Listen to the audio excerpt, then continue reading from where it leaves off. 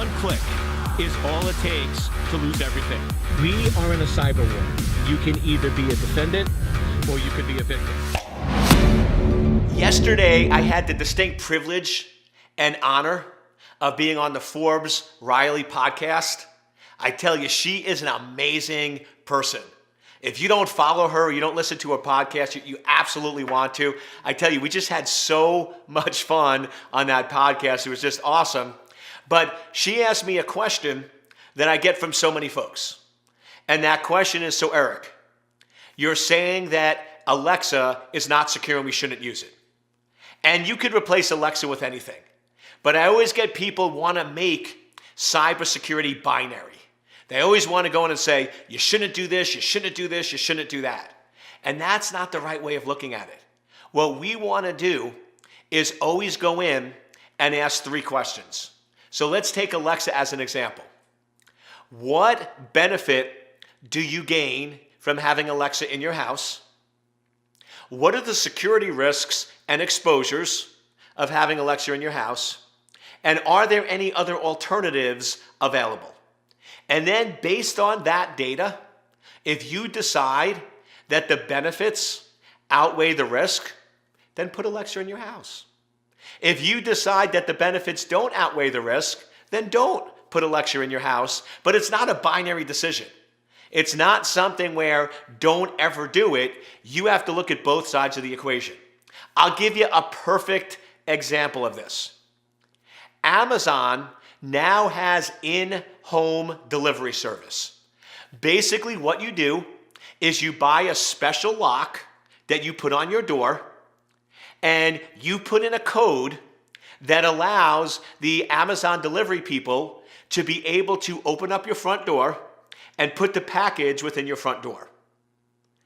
Many people, many security folks are like, that's crazy. I would never do that. That's nuts. That's the most vulnerable thing on the planet. Never ever do that. I'll be honest with you. I do.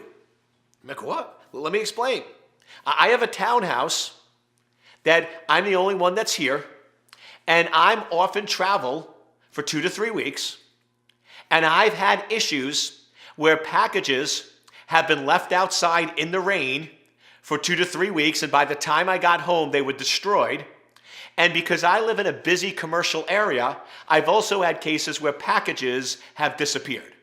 So I've had a problem with that. So I went and evaluated. I said, okay, with Amazon in-house delivery, the benefit is my packages get put inside. Now they're safe. Now they're secure. Now they're dry. Now they're protected. Based on the amount of packages and the amount of things I order for my business, that was a huge, huge benefit. Now, yes, the risk is that somebody is opening my front door and has access to my house. However, I researched it. And do you realize with Amazon in-home delivery, the delivery person never has the code to your house?